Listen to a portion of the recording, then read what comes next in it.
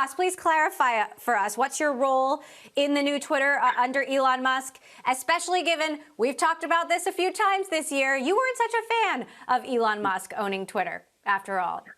Yeah, this has been an extremely painful and difficult process for the last 6 months, more so for Elon than me. So when it came down to it last week, they asked if we wanted to invest, and I said yes, because I stick with Elon. He's made me a lot of money over the years, and I have great confidence in his leadership and an ability to turn Twitter around and make it a much better platform. But it was only after I heard the business plan that I was convinced that this was an incredible opportunity, and that's why I'm backing it. And I don't really have a role at this time. I'm trying to get on the either the advisory board or the content moderation board, in the sense of, I think with my background in media and communications, and I actually studied free speech at the Annenberg School of Communications at Penn. Actually, at the same time, Elon was studying at Penn as well. And being a liberal, Jewish, mostly Democrat, I think that people would be very comforted to know that somebody like myself might be involved with this type of decision making. So I've made my pitch to them, and we'll see what happens. So you've seen the business plan. You say, what's in it? What are Elon Musk's plans for this company, to grow it, to make money, etc.? Yeah, I mean, first of all, there's really two parts of the plan. There's Twitter 1.0 and Twitter 2.0. And Twitter 2.0, I don't think Elon is fully sure how that will look, but it will involve a much bigger vision. But Twitter 1.0 is really fixing Twitter and making it a better platform. And it's around a three-pronged approach. First, it's cleaning up the platform and creating some sort of verification system so users are really people, and that will make advertisers and users have a much better platform to share information and ideas than the current system, where bots and sort of attack robots go after everything you tweet. So by knowing who the users are and creating this verification, I think the platform will be a much better place for users. Secondly, it's about creating a subscription model so that not all revenue is derived from advertising, taking some of the power away from advertisers and putting the power back into users. And this subscription will include many different factors, including the verification and many other small benefits, like maybe an edit feature, kind of like what Twitter Blue is now. And then the third part is really about building the creator community. And this is really a combination of combining some of the features of YouTube/Zoom with what Patreon is doing, and a company maybe like OnlyFans, where creators want to be compensated for putting great content on platforms, and really YouTube is the best at doing this. So most of the other platforms, whether it be commerce related like Instagram, or just information or entertainment related like TikTok, don't really have great monetization for creators. And that's really a focus of Elon, which is getting great creators back on the platform and a way for them to make a living. So if they achieve all three of these things, and getting a cut of transactions in the creator economy, as well as subscription revenue on top of the ad revenue, this becomes a much more interesting business. Let's talk about the Content Moderation Council that he said he would form. He also said there wouldn't be any big decisions until that happens. It does look like Kanye West, or Ye, is back on the platform.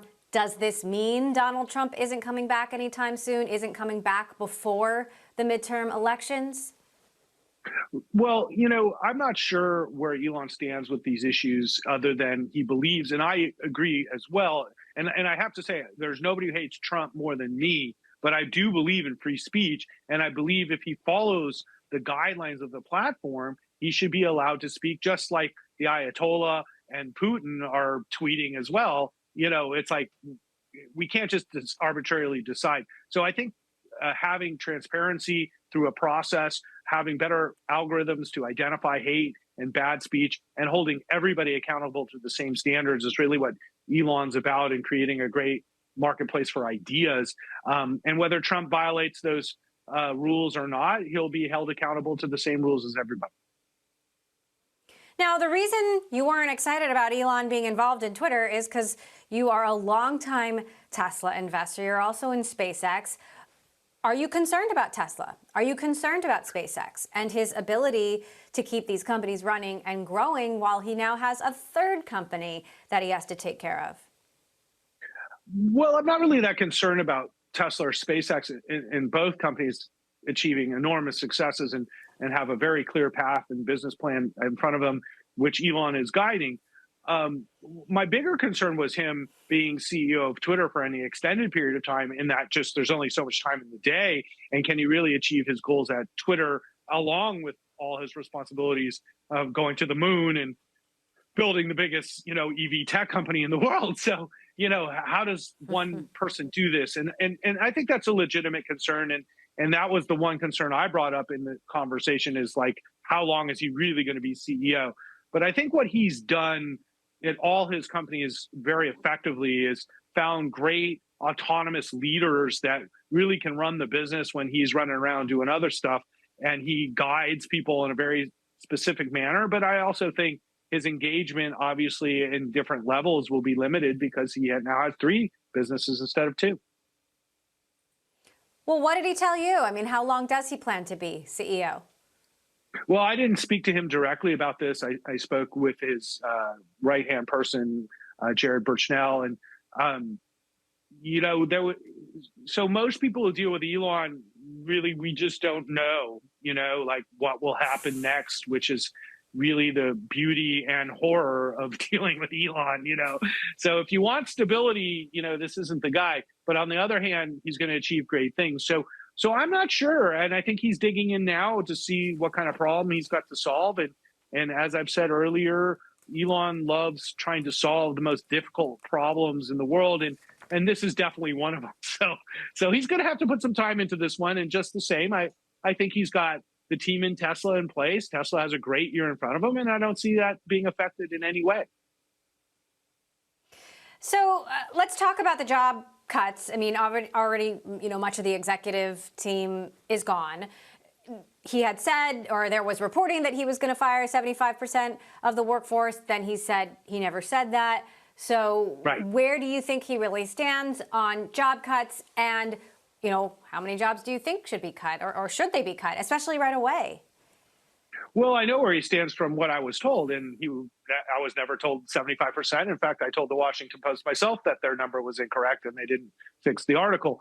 That said, there will be massive What's job the number cuts. Then? What's the number? 50% was what I was told, and so half the people at Twitter are probably going to lose their jobs, and the other half probably will not. And the way to really look at it this way is that Elon is hiring from Twitter this new team that will run Twitter and whatever it will become. And he's starting with the engineering talent. There's a lot of talent at Twitter, and he wants to retain and hire these people. And where we'll see most of the layoffs are at the top and in the project management side, where many of the projects have not come to fruition or not great ideas, and they're going to cut a lot of these projects. And so when you look at the job cuts that they've made already, he's already saved himself, probably $100 million in compensation just from firing 4 very overpaid Twitter executives.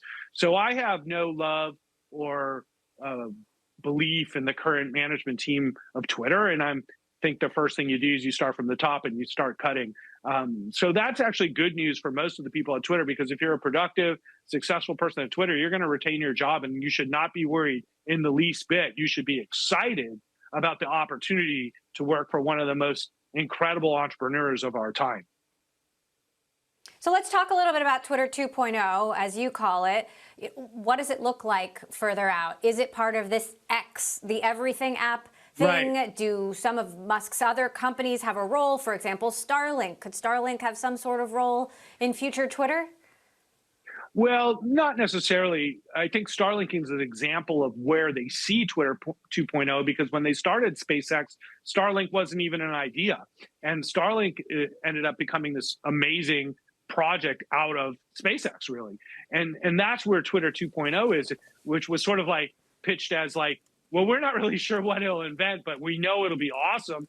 And a lot of this will be the incorporation of cryptocurrencies and the digital ecosystem into the commerce and creator element of Twitter. So when you actually start thinking about trading digital goods and services and digital commerce, like with cryptocurrencies, and you add in that element to Twitter as a overall platform for goods, services, ideas, entertainment, and such, it becomes a little bit more of Elon's vision of X. And really where I see this, which kind of hit me last night, is maybe he's building the future operating system for Tesla as well, for all the screens and the millions and millions of cars that will now run on this new communication social platform. So there's a lot to this that people can put together between Tesla, Twitter, software, building an operating mobile system, and building something that will be great for sharing ideas and commerce. Boy, the potential is unlimited. And that's why I invested.